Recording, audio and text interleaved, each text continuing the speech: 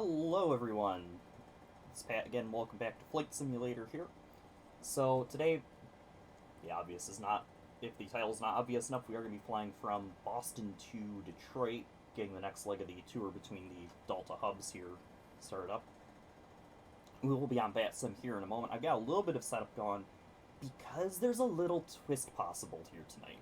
Right now, Boston Center is online. They are the only controller online here at Boston.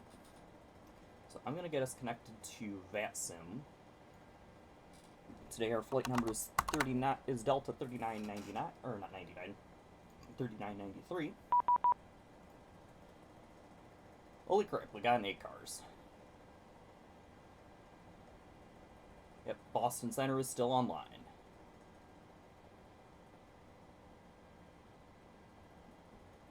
So we are going to be flying, since we got our clearance via ACARS, I don't have to tell them that we have Zulu. I do have the current information at least. So we are squawking 7021. We're going to be climbing via SID, so we will be putting us, essentially be cleared up to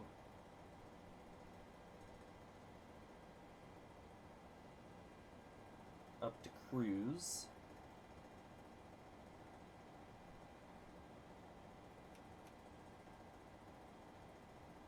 And our frequency...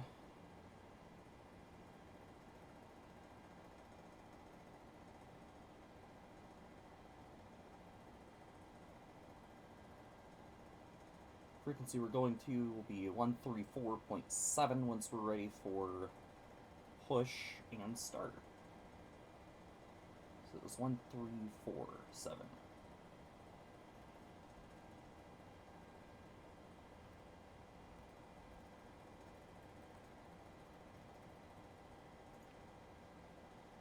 And so we'll be staying on them probably as long as they're online potentially. So altitude will be our cruising altitude is flight level 380 tonight. So we're gonna do we have a little bit of setup here to do.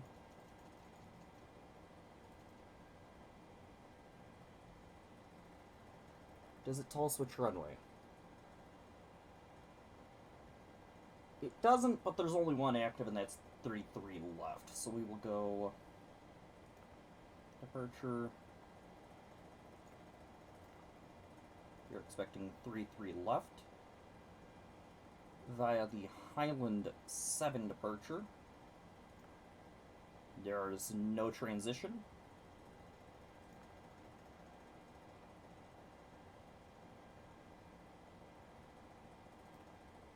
And come over here, we'll be going with flaps of 5 as per usual. Gives us 144, so 159. And then coming over here,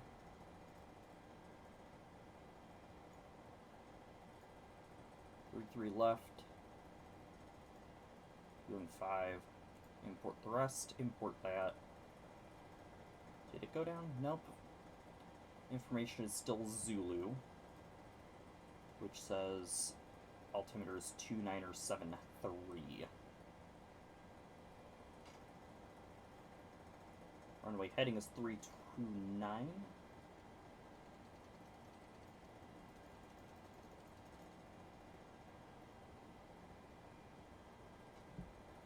And then before we finish at here, we do have the rest of our flight plan. We're going to Detroit. As right now, 21 left is open, so we'll be taking ILS for 21 left. We are taking I believe it's the Top Gun arrival. Yeah, Top Gun 2 arrival. With the Donio transition. And then, I guess the question is which of the runway transitions is best. So we're doing 21 left. I guess the easiest way is just to overlay this chart here.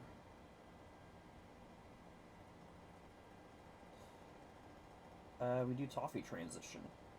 Or not toffee, rider transition. Because that's actually already on our flight plan.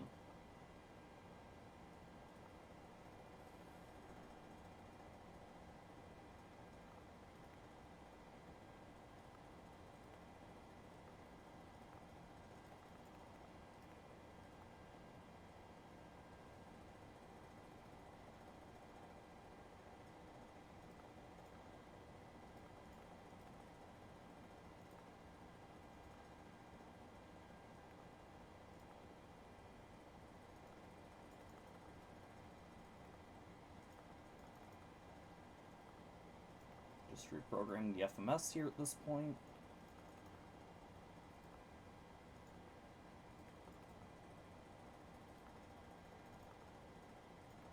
Skok 34 Kilo Tango, turn right heading 300. Right heading 300, Skyhawk 734. Alright, so we're all set up there. Turn on the flight directors. We'll go ahead and turn on hydraulic pumps at this time. Anything else up top we can turn on. Because I did a little bit of our setup beforehand. Not seeing anything else up there. I've already done a... No, don't do that. Oh, crap.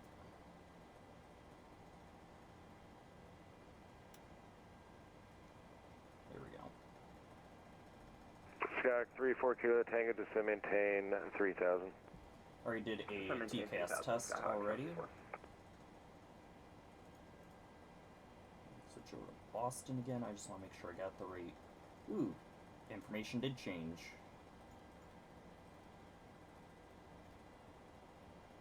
New altimeter, we have Alpha now.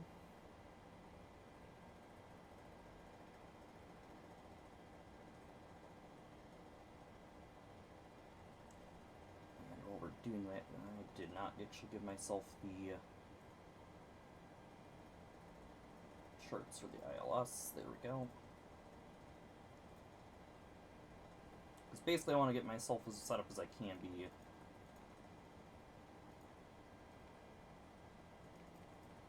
Before getting in the air.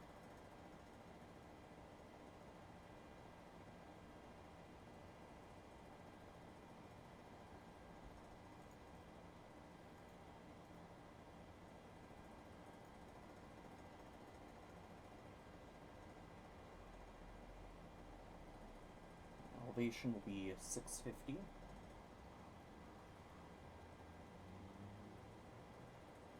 And that number is only going to get higher as we get into some of these future flights. So I'm going to go into minimums. I'm going to, yeah, we're going to stick with barometric for the moment.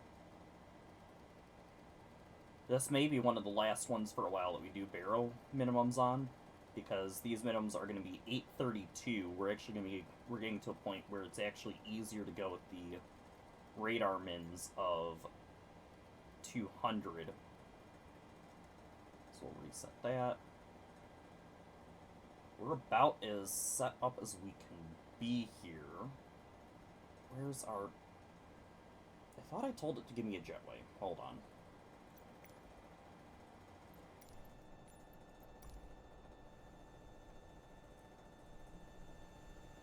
I had told it to give me a jetway. It has not given me a jetway. Does this gate not have... Does this gate's jetway not function?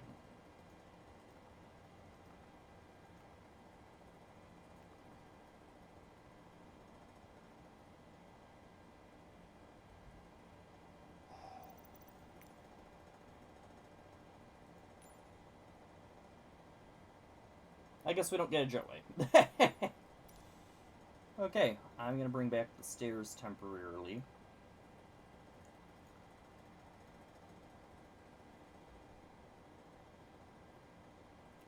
We're going to hold on to the stairs just for a little bit here. I want to double check everything else that I have here in the cockpit. Skok 4 Kilo Tango, turn right heading 050. Right heading 050, Skyhawk 735.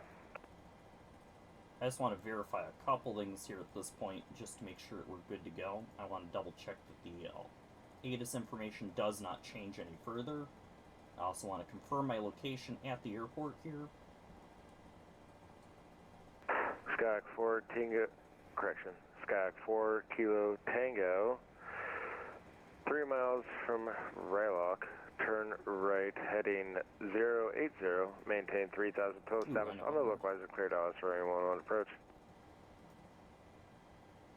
Right heading 080 until 509. localizer, maintain 3000 until established, Skyhawk for Kilo Tango.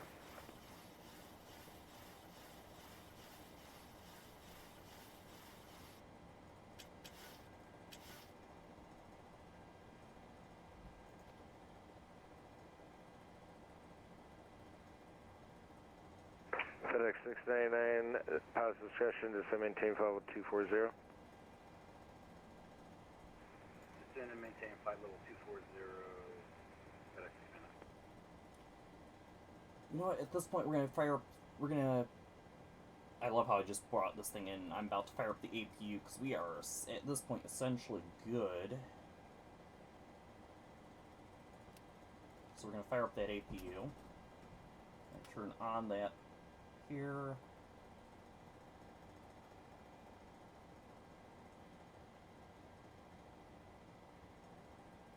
Packs are already set to off.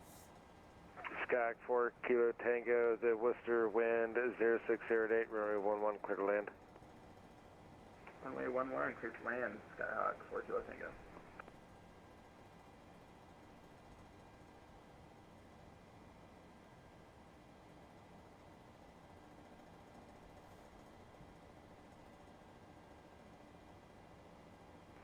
FedEx 699 to sit across Abdot at 11,000, Bradley altimeter 2974.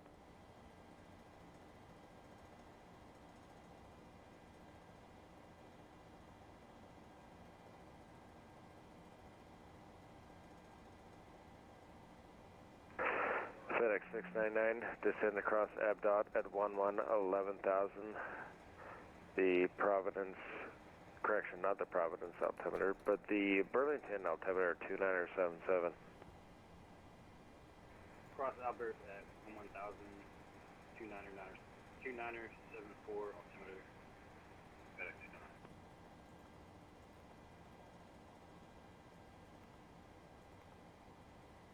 All doors are closed. Removing chocks. Parking brake is set.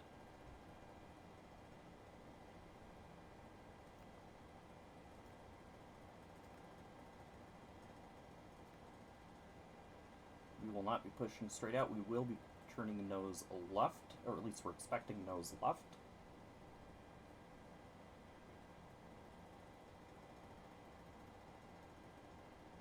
And we will call up here momentarily for our push and start.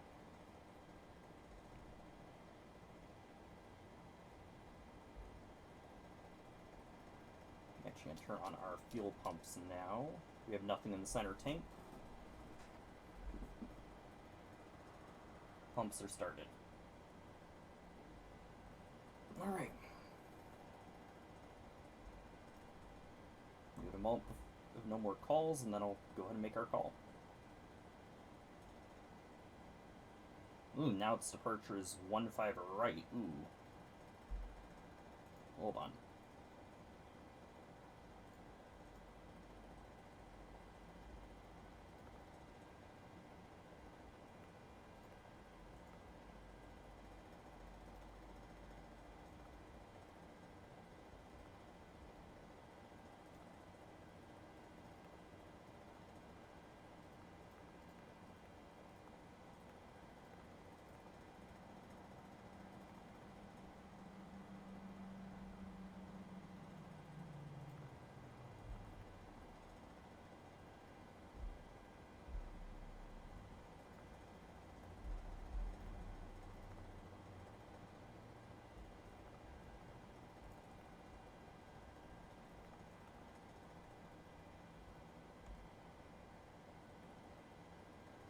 Great, this is fun.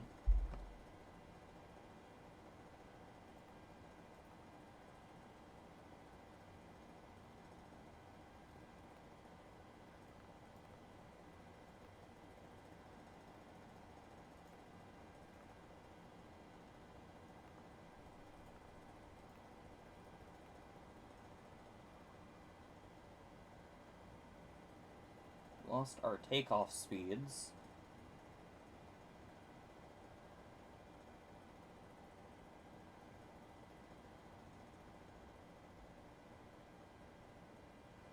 Let's see if I can't type in manually. 34136.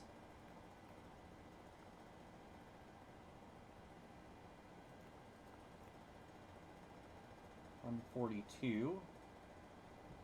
I'll walk this back. Skyhawk 34 Tango, welcome to Worcester. Taxi to parking via Bravo. Have a good night.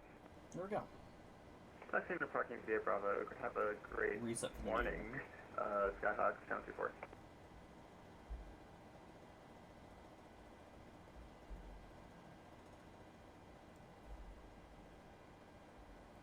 Boston Center, Delta 3993 on the ground at Boston at gate Alpha 17, ready for push and start.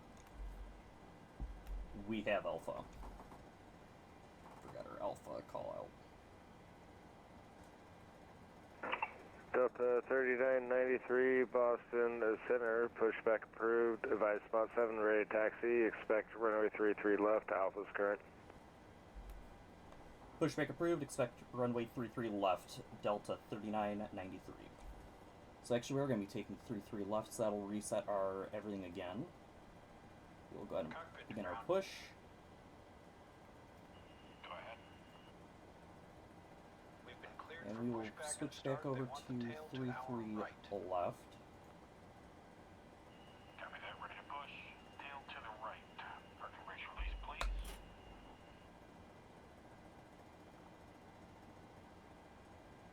Brakes released.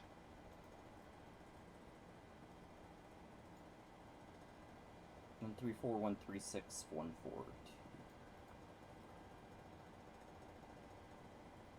Brakes released, here we go.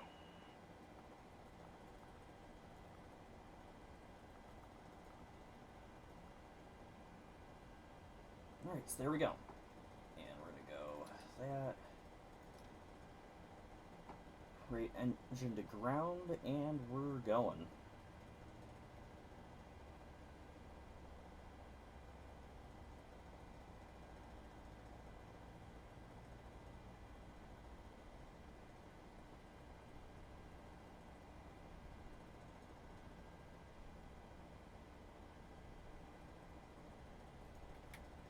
Engine 2 to run.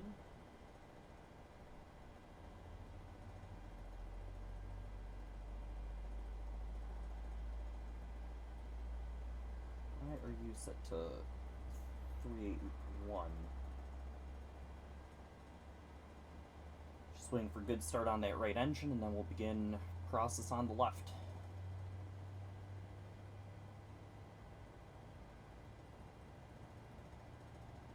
FedEx 699, contact Montreal approach 132.85. Good start right engine, Contact Montreal approach. left engine to ground, Parking brake set. FedEx 699. parking brake set. Brake set.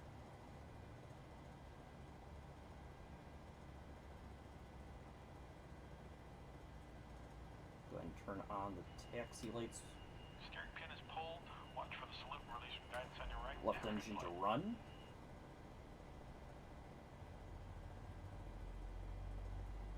Don't need those two.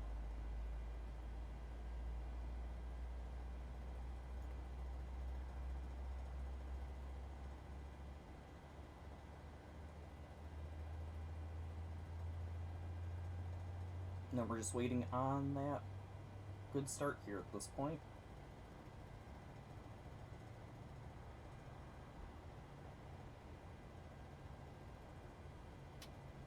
There's good start.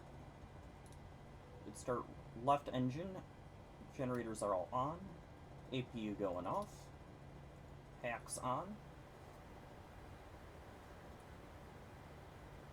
You should be just about good to roll. Double checking everything else up top, everything down low. Actually, let's go ahead and go flaps 5.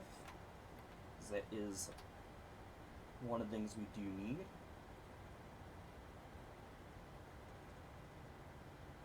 Okay. Gonna let those flaps progress, and then we will go ahead and contact for taxi.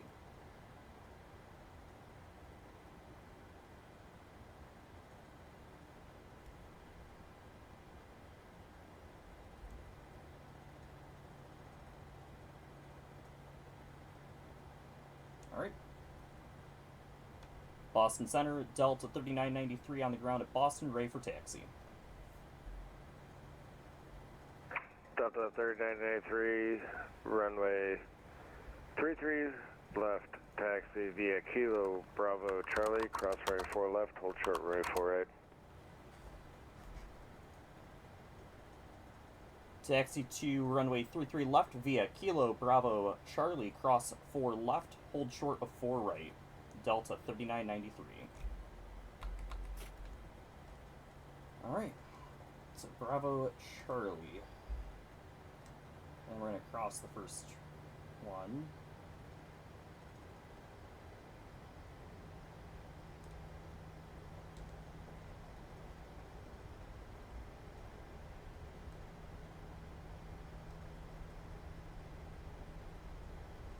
So we're on Kilo now.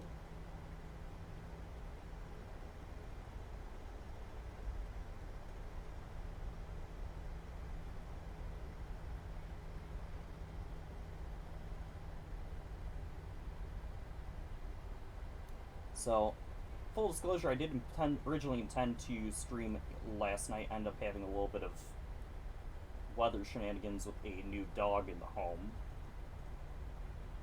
While I was not the one watching the dog, it was honestly better that I did not stream, especially a 3-hour flight, because that would have been closer to 4.5 hours in total. Especially considering the fact that I actually took a power hit during the night as well during one of the storms. So that I did not fully lose power.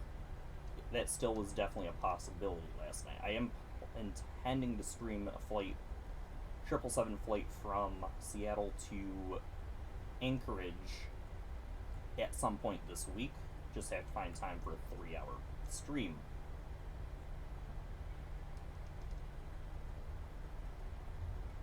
Might try to do it on either Monday, maybe Friday. Although if I do it Friday, it might end up as a group flight. Just depends. I'm gonna have to talk with the one guy. One of the guys I'd end up doing it with, because he will be doing cross the pond. I will not be doing the cross the pond, most likely this go around, just due to timing and my work schedule. But I will do something that week, or this upcoming weekend. Probably a 6-hour flight regardless. So here's Alpha. Next one up is Bravo. We're going to do left Bravo.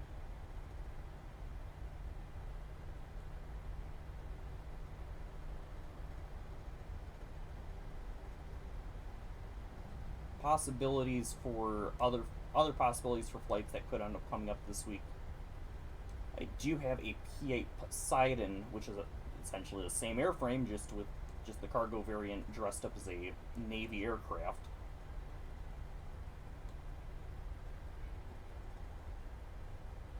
But that I want to get out of Cancun. Only thing is, we're still technically hurricane season, and the reason it's down there, and the reason I even have the P-8 variant skin is for essentially doing Hurricane Hunter ops without having the C-130 or going for the freeware P-3 Orion.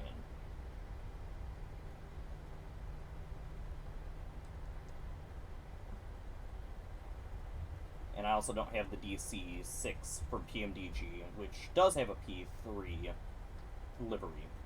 Not just any P-3 livery, I think it's actually a Hurricane Hunter livery. That, and I don't have, at least until the next, at least for about the next month, I don't have the Premium Deluxe component aircraft.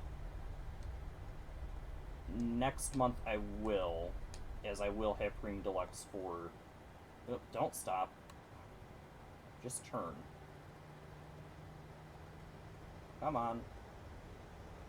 Silly airplane.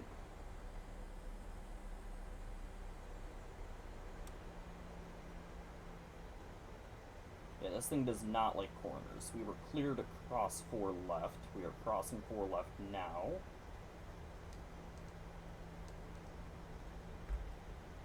This is the opposite end of the other runway.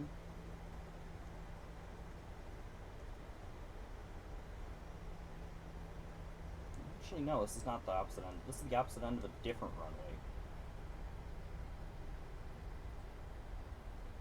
Delta 3993, cross runway 4 right, hold short runway 27. Cross runway 4 right, hold short, runway 27, Delta 3993. So we are clear to cross 4 right. Actually, I'm going to do that. I'm going to do 4 right. Just setting up my notes here. Since I'm doing that in VPilot. My keyboard, I should probably move this keyboard a little bit around just a little bit here. Or do I have enough slack on that? No, I don't. So, unfortunately, we're not going to be able to put that. So we're going to get back onto the taxiway. Here is this one that we're crossing. Okay, I see where we're going now. So we're essentially turning onto Delta. We're crossing 4 right now. Oop.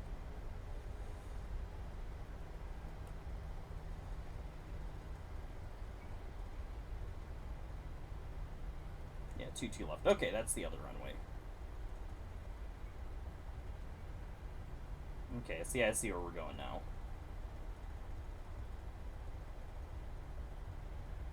Oh no, we're not turning on to Delta. We're gonna go, this one will curve off to the right, so that's fork up ahead. The right portion of the fork is Charlie. We're continuing Charlie.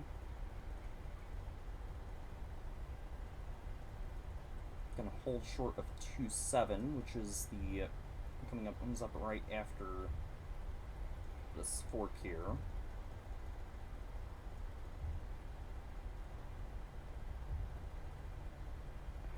Delta 2993, cross runway 27.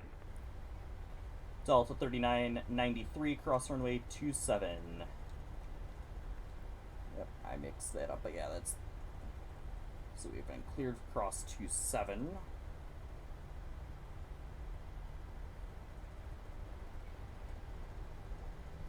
So here is 27, we're crossing that now.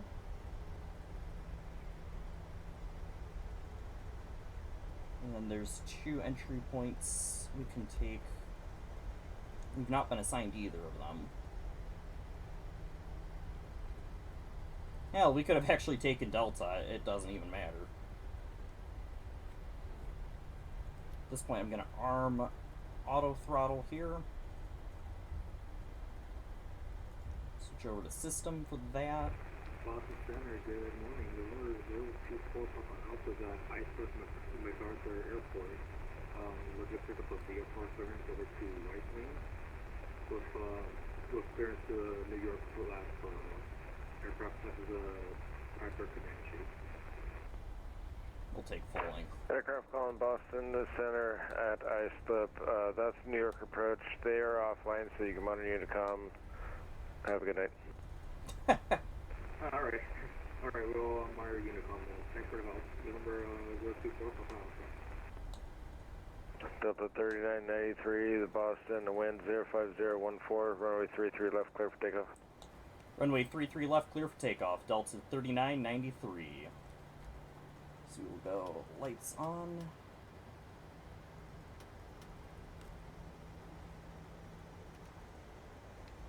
Switch that on here. We'll go traffic and and the weather radar on. As much as that weather radar button seems to be a placebo on this plane, because I've never actually seen it work. There's 33 left.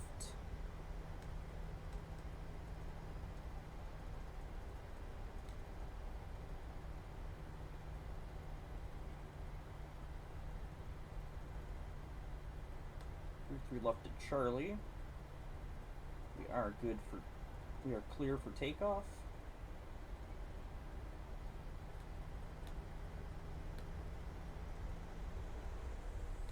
It's 40%.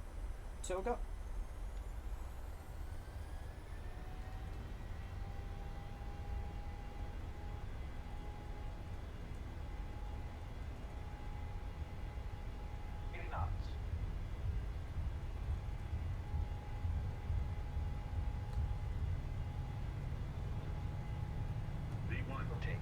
rotate.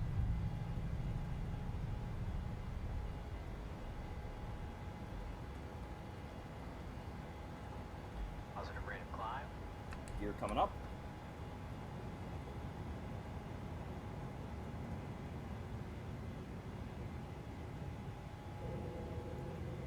Autopilot on. VNav, arm. Thank you. First notch of flaps.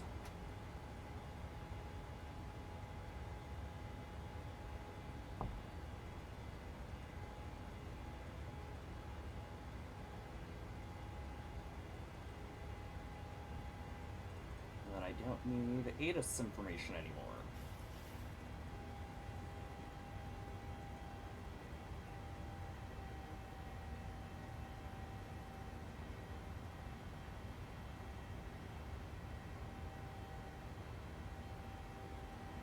Turn off that taxi light. And there's the fog. Through 3000. Delta 2993, bridge of contact south, they're leaving. Delta 3993 is through 3500. Delta 2993, climb maintain, level 380. Climb maintain flight level 380, Delta 3993.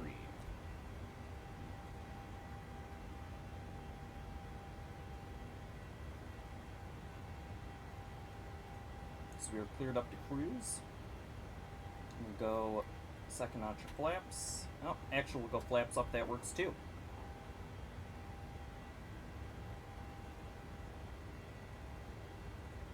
Packs are on, that's good to double check. We are good up top.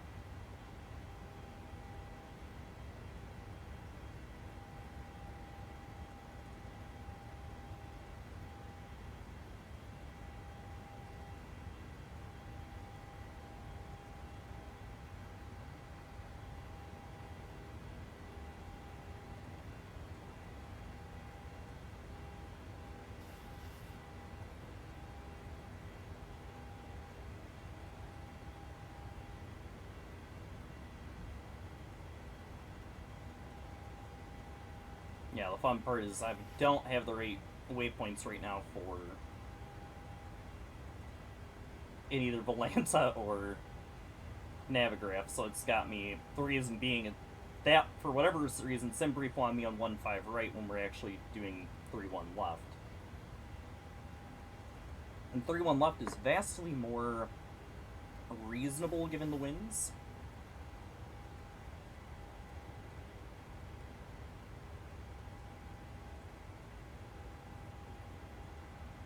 Coming through, well, coming through 10,000.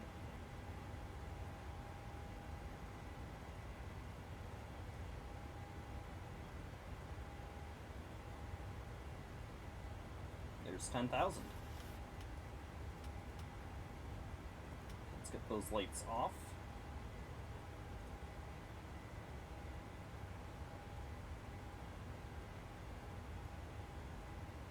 We do still have ATC at least at this point, so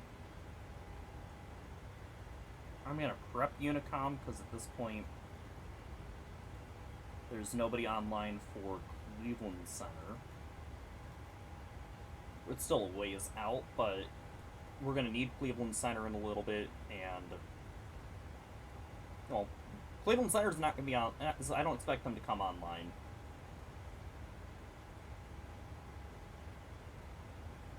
And since they're not, I don't expect them to be online, Unicom is going to be where we're heading once we're most way through the state of New York.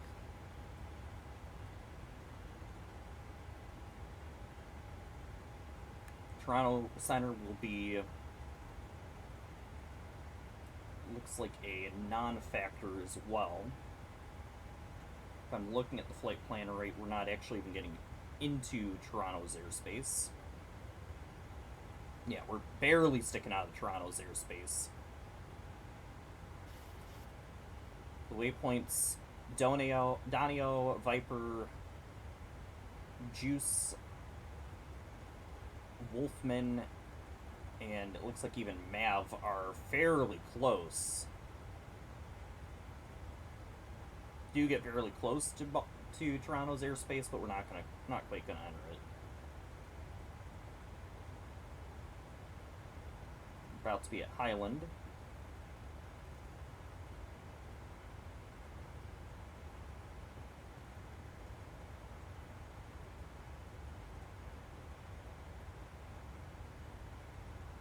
Uh-oh. Fix that fast. There we go.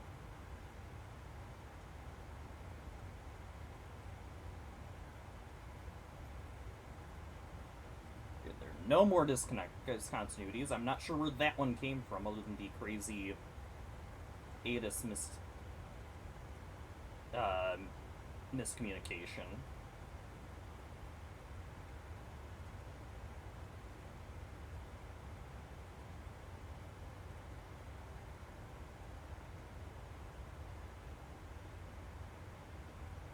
I could have tuned us to ATIS, but, well, the nice part is at least having...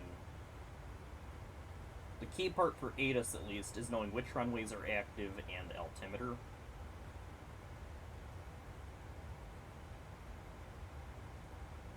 Actually, we're going to hit that button, bring up our minimums.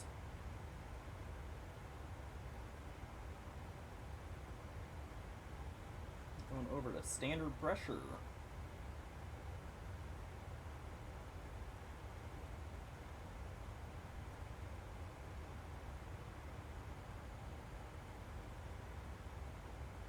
Pressure is fairly similar in Detroit, so we got pressure preset for Detroit. We're going to turn brakes to off, or auto brakes to off, as we continue up to cruise.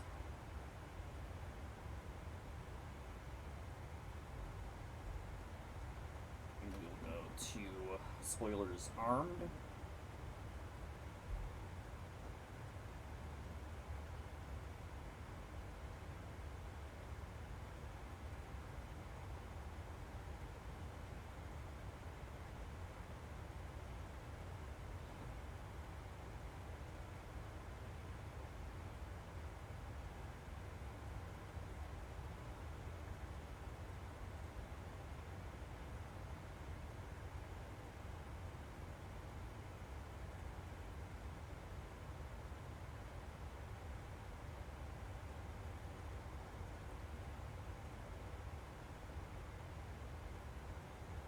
Delta 3993, Boston Center is closing, register is terminated, for exchange device approved. Have a good night. Over to Unicom, Delta 3993. See ya.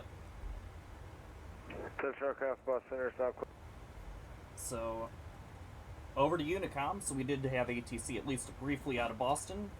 We already cleared up to our cruising altitude at least. Figured they were going to be shutting down here shortly, so not surprised.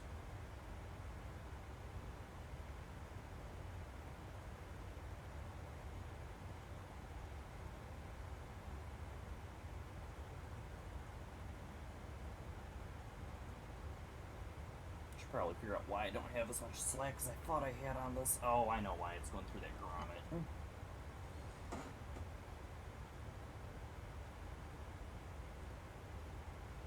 Is that Shanwick online? That is Shanwick. Holy crap. So yeah, if we were... The reason I was like, is that Shanwick? Is I was looking at the list of centers online. And it's got us picking up NAT FSS. That looks like is Shanwick Oceanic for the NAT track. So if we were flying, say, Boston to Heathrow right now, we would actually have ATC as soon as we get over the Atlantic, if they stay online that long. Okay, that's Shanwick Gander.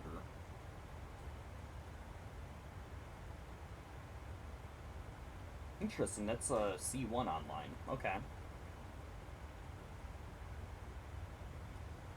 I wonder if that's somebody working on getting prepped for Cross the Pond coming up, because basically what will happen is, so Cross the Pond starts at about 9 Zulu on Saturday.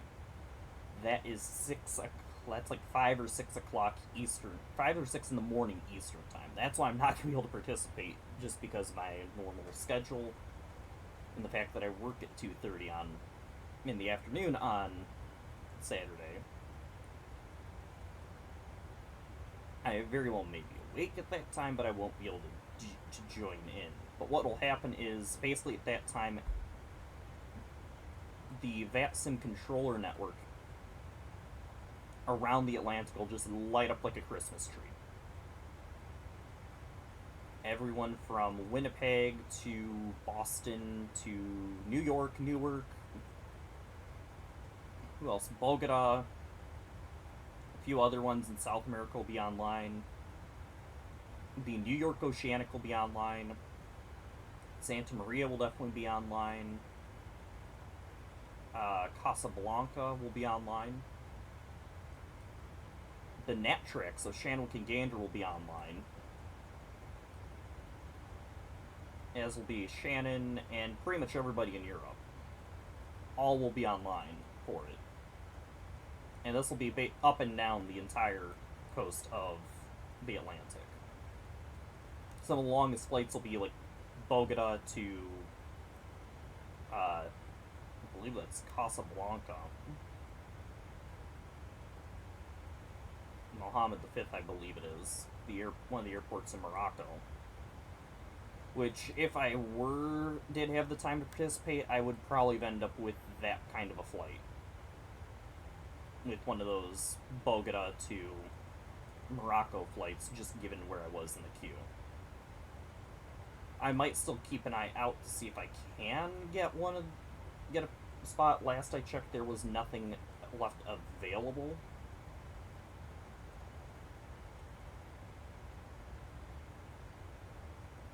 So, and what was available, at least when I was looking, was, well,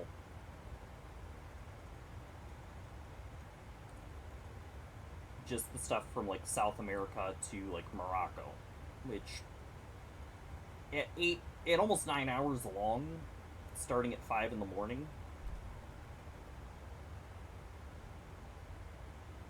I was gonna be kind of get pretty dang close to when I have to be ready for work.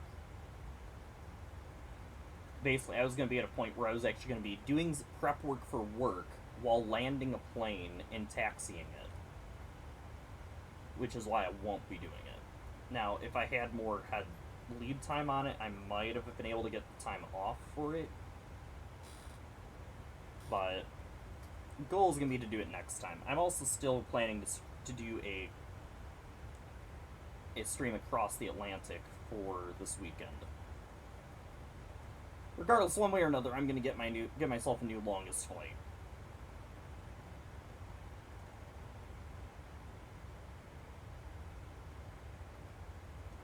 And since we are on Unicom, and we are not expecting any more ATC, pretty sure DTW is, what is it, 135, okay.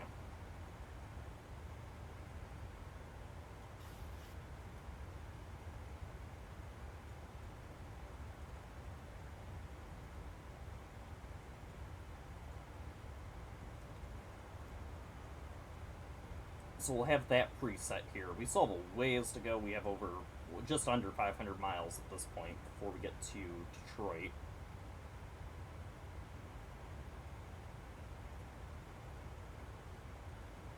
Which will put us about 4 o'clock in the morning.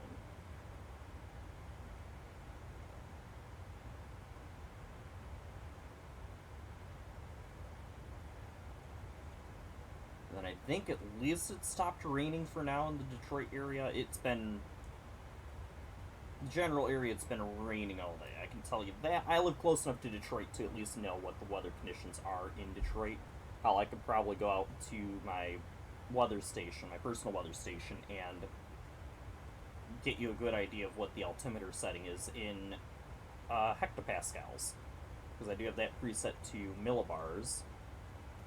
Because honestly, my background being meteorology, I am more familiar with millibars and where those stack up than and using those for intensity of a low pressure system rather than using inches of mercury.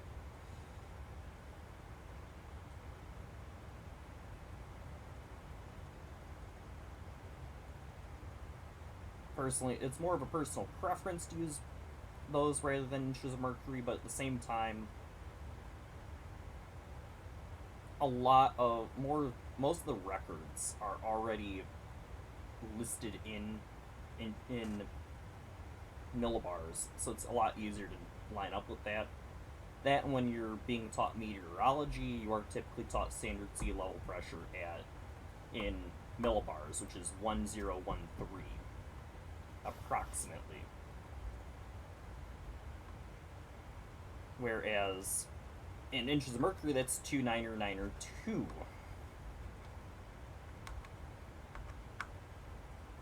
So that's a little bit of a difference, but yeah. But when you get to aviation in the United States, it's all in inches of mercury, using the same, and the altimeter settings are in terms of pressure.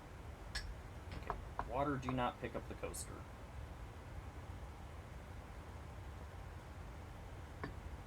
So, yeah.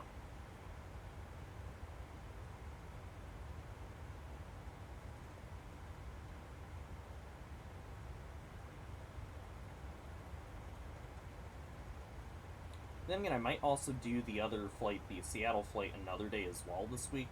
The guy, I'm probably going to try and do some group flights this week, because the one guy that I keep mentioning I want to do group flight with, he's actually, since he's participating in Cross the Pond, he's taken days off on either side of the Cross the Pond event. Has days off on either side of the Cross the Pond event. So he's not going to be dead tired going into work the day after, which you would have to do normally. So we're almost to top of climb here, so we'll be able to get the seatbelt signs off in a minute.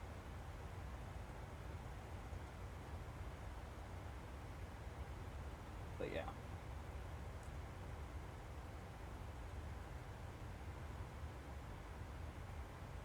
Don't think I mentioned it again at the beginning of the stream here today. This is the Boeing not 777, this is the 737-800, where we left off last exactly 1 week ago.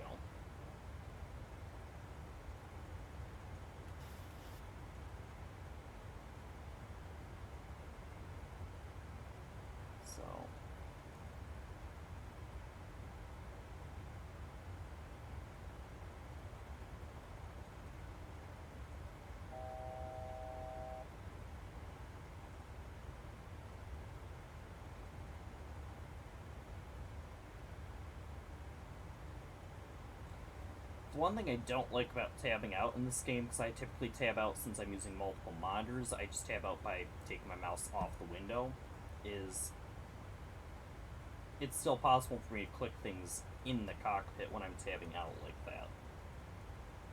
So that's why we earlier lost the one MFD and I think added an extra 100 feet to our cruise altitude in the altitude with the altitude hold. So yeah.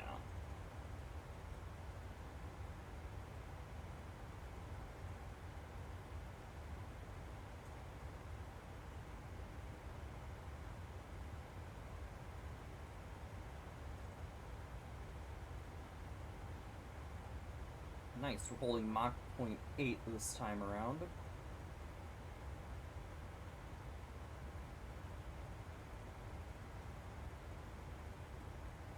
It's actually about the maximum of this airframe. I think this one maxes out at about Mach 0.81.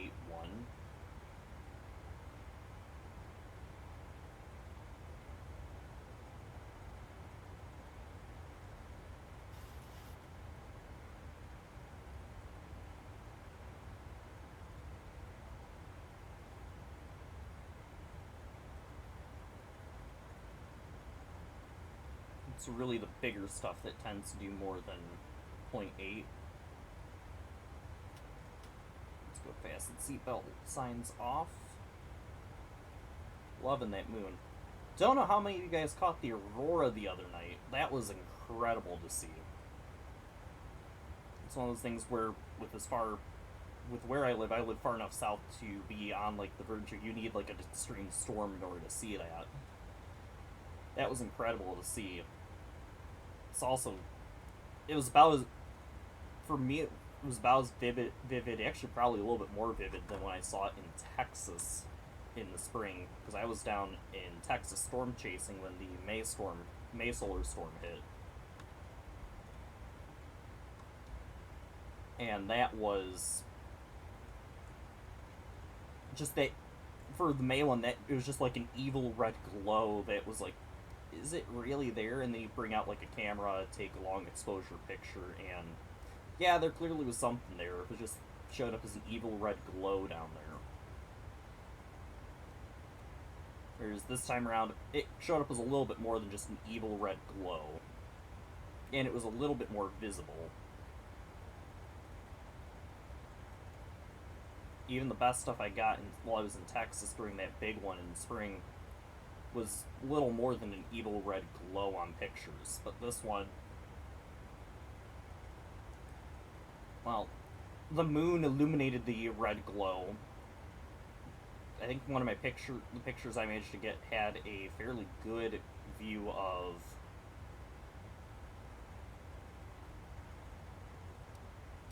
ribbons.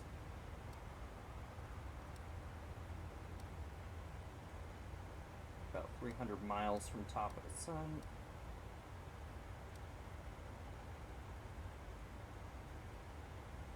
So,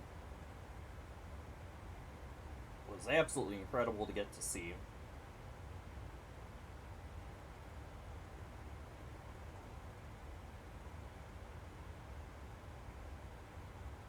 It's one of those, I at least live far enough north in order to be able to see the aurora on occasion. I have gone out in the past from my own home here to see the aurora, and really only got to see a like faint green glow on the horizon. But in order to do that, I had to drive like an hour north at like 10 o'clock at night.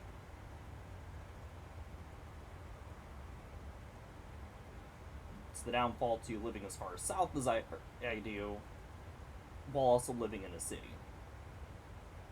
And even if I didn't live in a city, with where I live, it would have been, I still was just far enough south to not have been able to see it that night, probably. But lately it's been kind of crazy getting all these red auroras when those used to be fairly rare.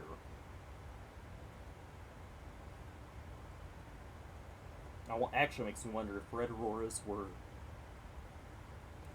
less documented but more common than we thought.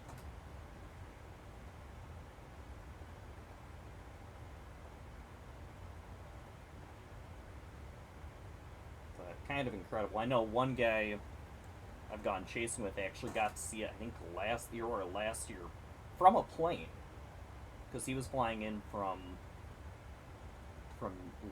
not London, but from England. But yeah, he ended up flying in during a geomagnetic storm and actually got to see the aurora from the air. Kind of jealous of that.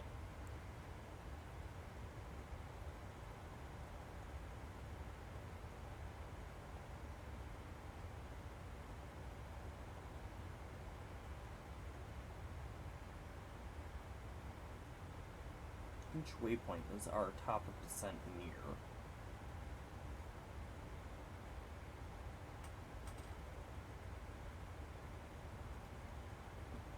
Looks like it's between Viper and Juice.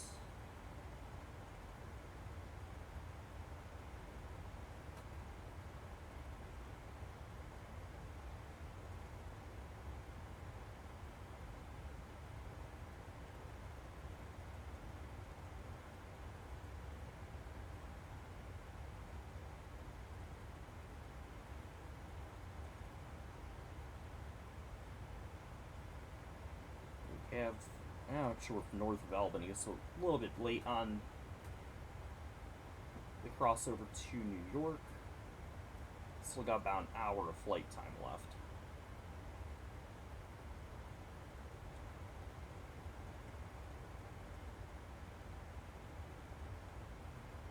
I'll probably have to... I think I know why it keeps detecting...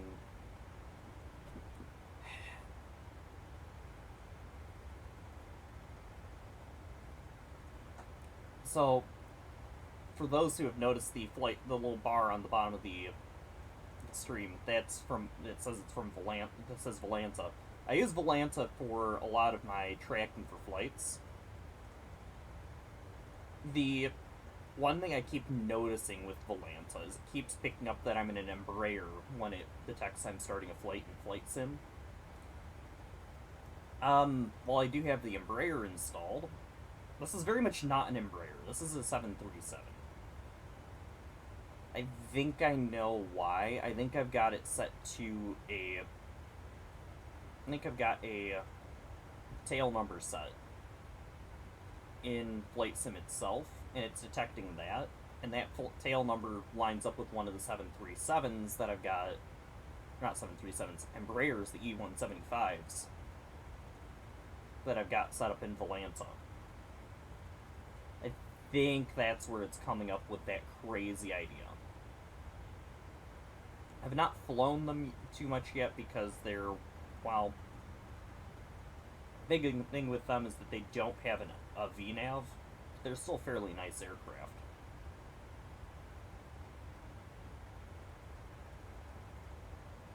I also love how this particular flight, when I was set in the setup procedures, it thought I was at the Boston heliport, and it's like, or no, not heliport, the seaplane base, and it's like, no, I'm very much not. I mean, I can see how you get those two, get my particular location mixed up with it, because, well, I was at the gate, and the gate I was at is right next to the seaplane base, but no, not at the seaplane base. I've also had it mix up the Milwaukee airport with the Milwaukee heliport, and it's like, getting close, but not right.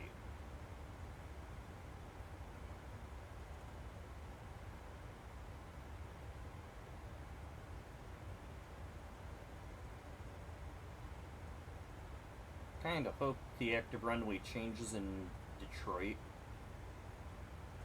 because that wind... Okay, the wind has shifted a little, but that's still quite a nasty tailwind.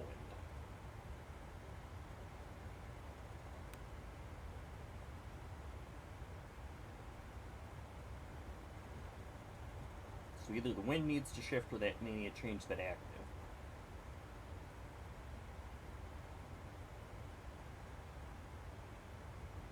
I can land with an 8-knot tailwind, but it won't be pretty.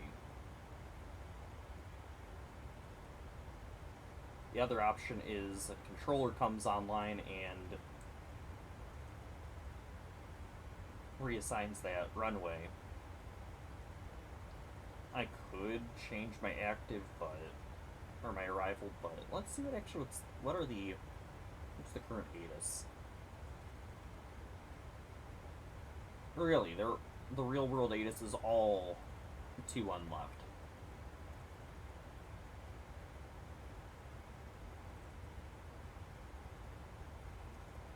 And a little nuts.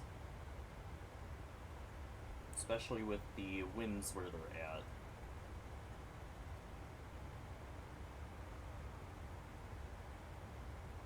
The 6 knots of crosswind from, looks like the right, and 8 knots tailwind. Similarly, the runway that it wants to have active at Boston is 9 knots of crosswind from the left and 8 knots of tailwind. That's kind of nuts.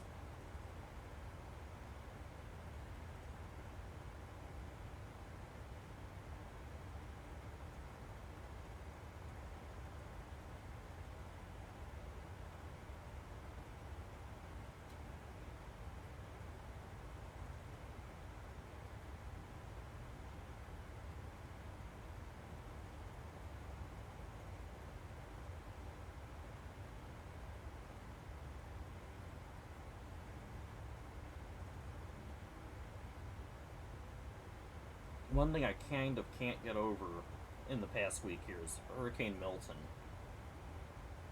If you had told me that this year we were going to have a hurricane, have the 5th most intense hurricane ever in the Atlantic Basin, I would have laughed. Because you hear you're only going to see stronger hurricanes and stronger hurricanes and stronger hurricanes all the time. And you see maybe 1 or 2 Category 5s. And they're always about the same intensity. But if you had told me we were going to have a sub 900 millibar Category 5 with winds of 180 miles per hour, I would have laughed. And here we are. Milton went to 897, I think, with 185. That was insane. Flew into it, or actually near its peak on Flight Sim. This one, it was very turbulent, but Flight Sim did not do it justice, unlike some of the other ones I've flown into. At least when I flew into it. I don't know if it did it any justice later.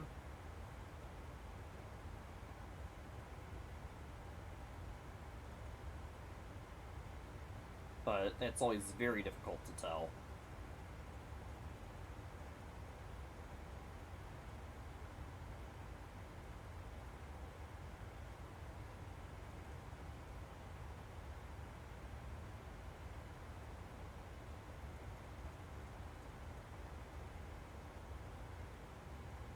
Regardless, it's kind of crazy to have that, and I've been hearing that there's a possibility of yet another in the Caribbean and the Gulf, which would be nuts, but not unheard of.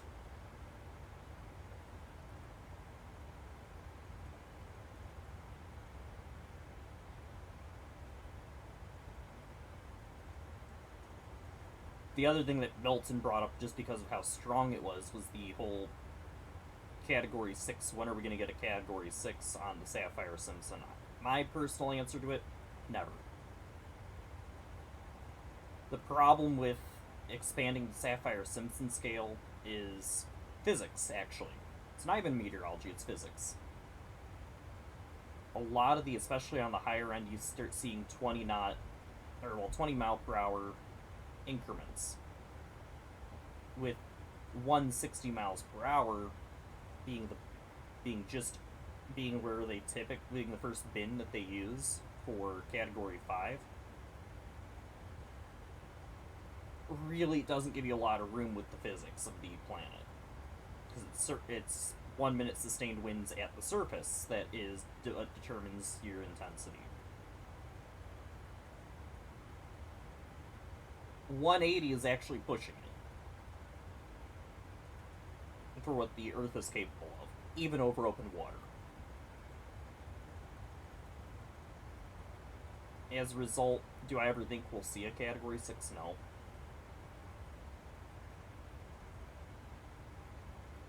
If they were going to do that, they'd have to push it to almost 200 miles per hour, which very few hurricanes have ever reached on the 1 minute sustained winds.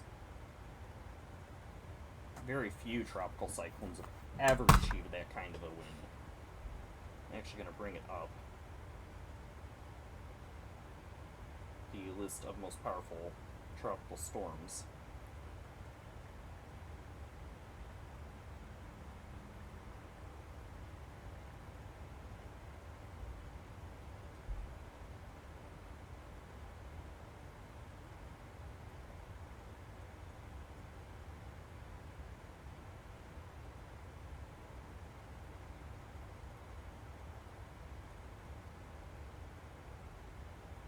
Yeah, most intense was Hurricane Patricia with 215 mile per hour, 1 minute sustained.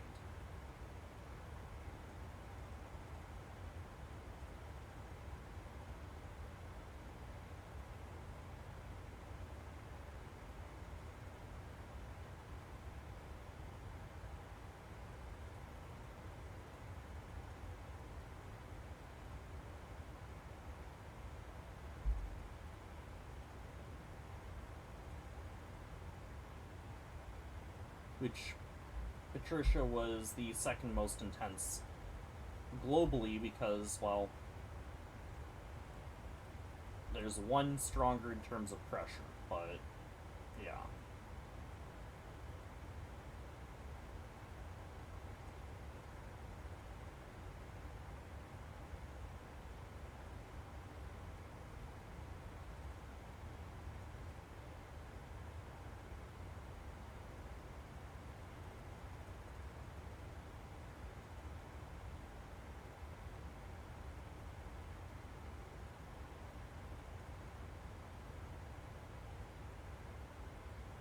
So it's kind of crazy, and that's about as high as you can get winds, so at least at the surface.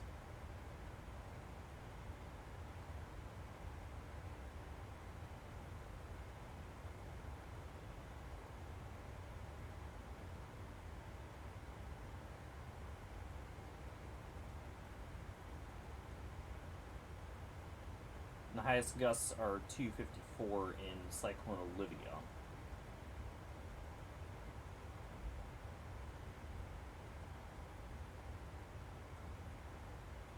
Most intense, looking for pressure, there is 870, which was narrowly beating out Patricia.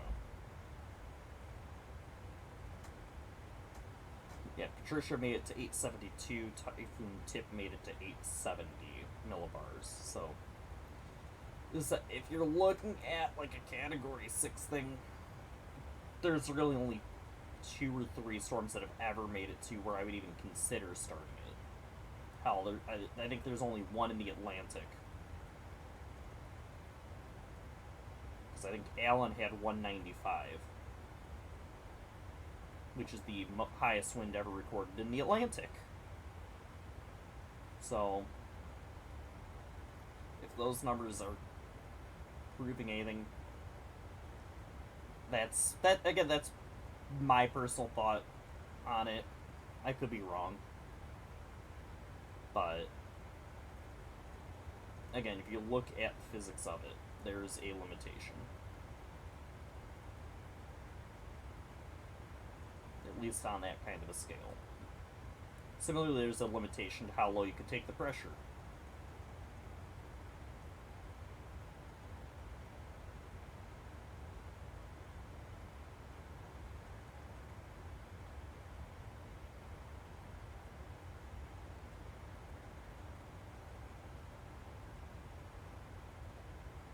So we are now over the Syracuse area.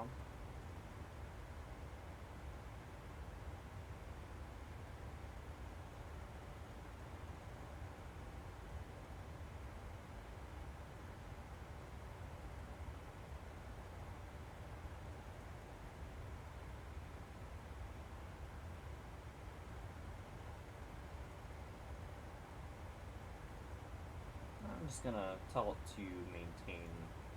Wow, 8.81. Okay. I swear, guys, our cost index is 45 like normal. This is, I swear, one of the fastest that we've had, or that I've ever had in it. Actually, I think this is the fastest I've ever had this plane want to go. Or go at all, when it comes to Mach number. I have manually taken it to 0.80 before. Wonder if it just has to do with the wind. The wind's aloft today, because as you can tell by our ground speed today, we're not going super fast compared to normal. A lot of these other ones, other flights, we can push that ground speed up, which the speed that Atlanta is showing is the ground speed. That can in many cases be pushing closer to 600 knots. Between 5 and 600. Today it's not even pushing, it's barely pushing towards 400, so. The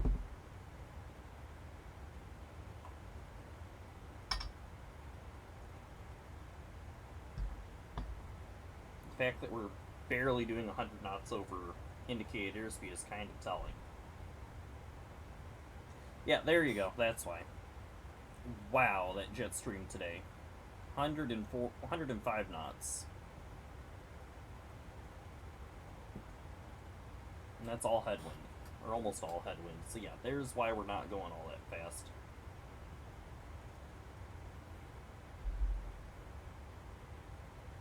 I don't think I've ever seen the triple-digit winds outside of doing some crazy God mode shenanigans.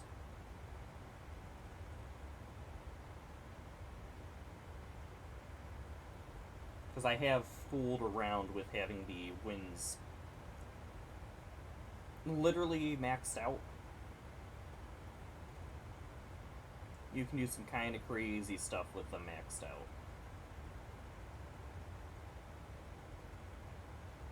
Like, some of the crazy stuff you can do, you can actually get things like the 737, even the 777. The 777's massive, too.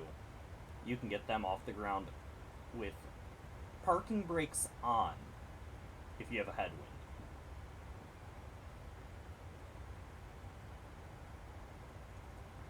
That, and you can have them with such severe crab eagles in order to land that it gets really ridiculous. They can basically be floating in midair. In fact, I've had the 7.3 float before. And when I say float, I mean literally stationary with no wind, with no movement. In midair. All the lift you need is just the wind. This is about where that wind got to. For like the bare minimum to get off the ground with almost nothing. If it's a headwind. So, and that's going to be the important distinction. Headwind versus tailwind. Headwind, the reason it's preferred for landings and takeoffs is, well, I'm actually going to go ahead and take us the external view, and we're going to bring us a little bit of light real quick. If we look at the wing is designed to produce lift in one direction. So if the winds are coming, so if the air is coming from over the front, it will produce lift. If it's coming from over the back, it will not. So if you have a headwind will drive the air over your wing from the front, giving you extra lift, thus reducing your rotation speed and everything else. On the other hand, if it's coming from behind you, it'll increase your V1, your V2, your rotation speed, and your VREF. So we may have a bit of a higher speed at landing in Detroit if the winds do not shift. Since they are coming out of the north. And we will be landing north side as of right now. We are at guns. What did I press? Oh, I think I pressed one of those buttons. So I'm going to bring up the chart for the Top Gun 2. Because I think I pressed one of these guys, which don't actually matter. And actually, before I forget, I need bomb of descent, which is 2,000 feet.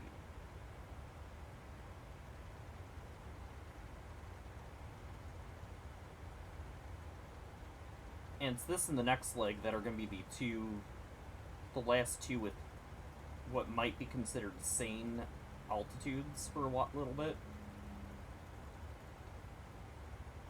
Because, well, so for the when I say sane altitudes, I mean on the ground. Because basically what we're going from, we started in Atlanta, we stuck around the East Coast primarily, we did get into Cincinnati, but if you look at most of these, the elevations are below 1,000 feet for all the airports we've been to so far. Even Detroit. I think Minneapolis is the same way, which will be our next airport. But then we're going to Salt Lake City, which is just west of the Rockies. Altitudes there are a bit higher. Like, I think our bomb descent into Salt Lake City will be 6,000 feet. It's not as bad as Denver, which is in the Rockies, but still, it's going to be a lot higher than you might think. Then I think we get back to same because we're going to go back on the coast again. But if we were going into Denver, it would be a little bit higher. By a little bit higher, I mean significantly higher.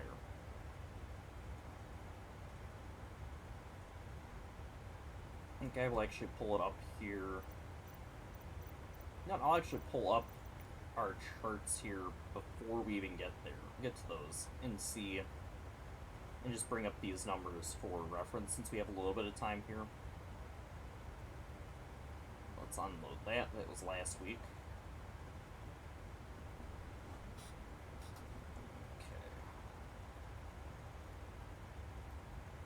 Helps if I use the right one. SLC.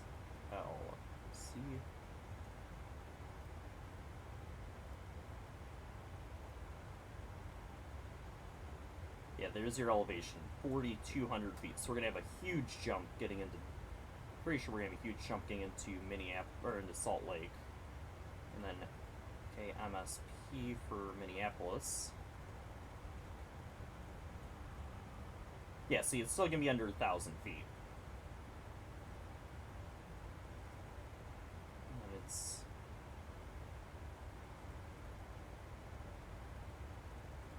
Seattle will be the one after that,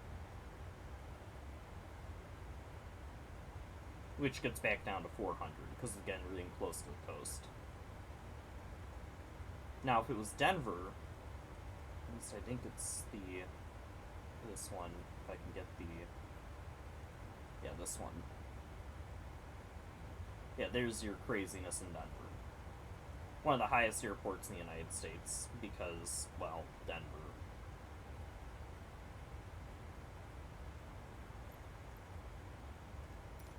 We're not going to be hitting Denver on this trip because it's not a Delta hub. It's a huge airport. I will probably end up streaming a flight into there at some point with one of my other airlines that I have set up. But, and I might even do that this week. I'm halfway tempted to take, because I got a 7-3 United one in Pensacola. I'm debating on where I'm going to take that one next, because that one could end up going, that one's supposed to at some point end up at Dulles. But I might even take that one to Denver first. I might take it between a few airports before taking it to Dulles.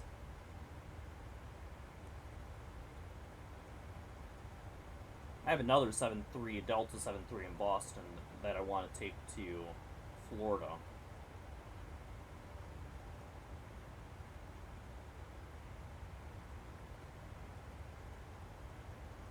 Got a lot of planes I want to take all over the place, but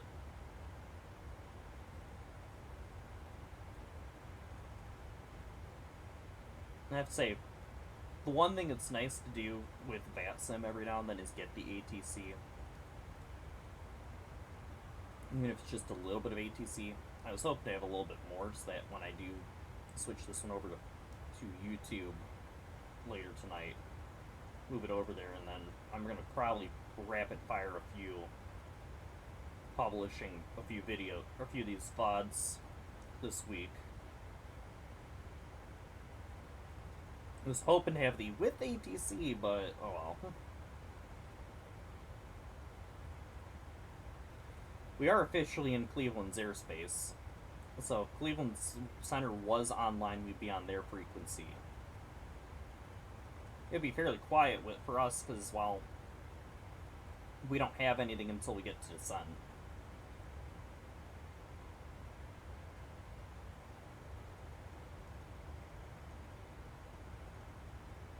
Unless they assigned us a new airspeed.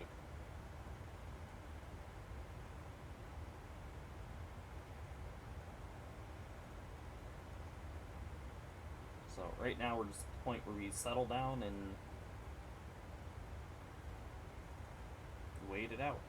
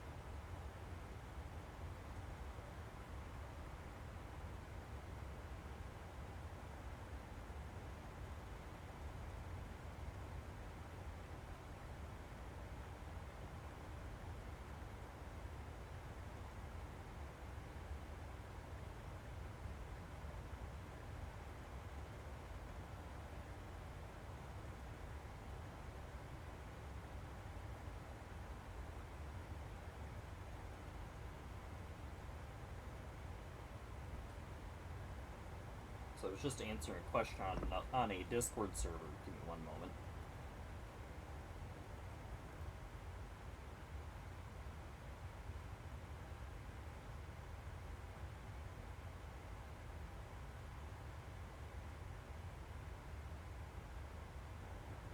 Okay. I hate it when you have to sneeze, but don't sneeze. Also, I hate seasonal allergies. But I was answering a question, was like, well, almost a question. So I was like debating between buying 20 MSF or Flight Sim 24 and Flight Sim 20. And it's like, here's the thing: you have Flight Sim 24. 2024 comes out on November 19th. Right now it's the 14th of October.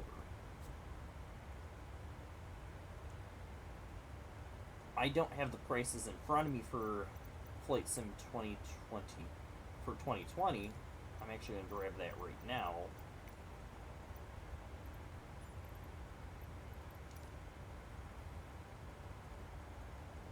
I'm going to grab that from Steam right now, at least, or try to.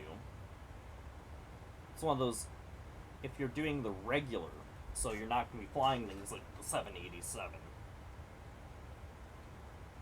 is it worth spending $60 on something? Are you going to fly enough that it's worth spending $60 on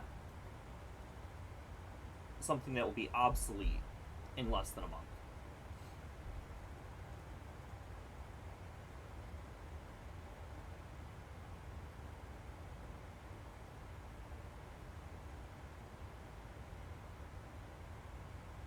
Meanwhile, if you buy one of the higher end ones, like the deluxe edition, which has a whopping 5 more planes for all general aviation, once again, is it going to be worth? Is it going to be worth the $90 you spent? Are you going to fly it enough to make it worth that? Similarly with the Premium Deluxe Edition, which is $120, which adds those 5 planes from Deluxe plus five more planes. Are you still going to be flying it enough to get your worth out of that? And are you going to be flying it enough within the month period?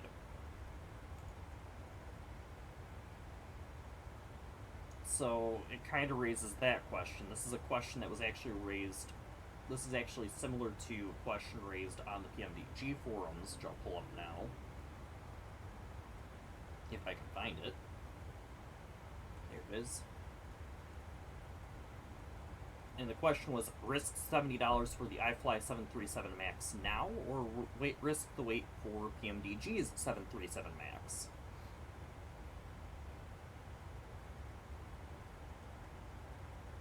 Because as of right now, PMDG is delaying the MAX variant because they're working on an Enterprise product currently, and the crew that would be working on the MAX would also be working on the Enterprise product, and they have to firewall them.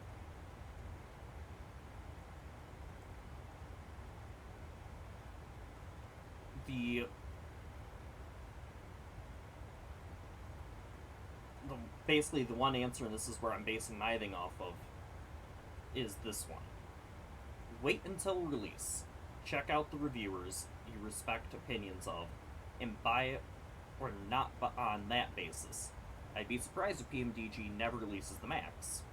But if you stick 280 hours in the iFly one in the meantime, that's 25 cents per hour. Probably not hard to justify. If you're only going to put 10 hours on it, then not so easy. Because that's $7 an hour, essentially. And that's how I'm taking that. If you're only going to fly for 10 hours before November, which, it's not hard to do that. Do more than that.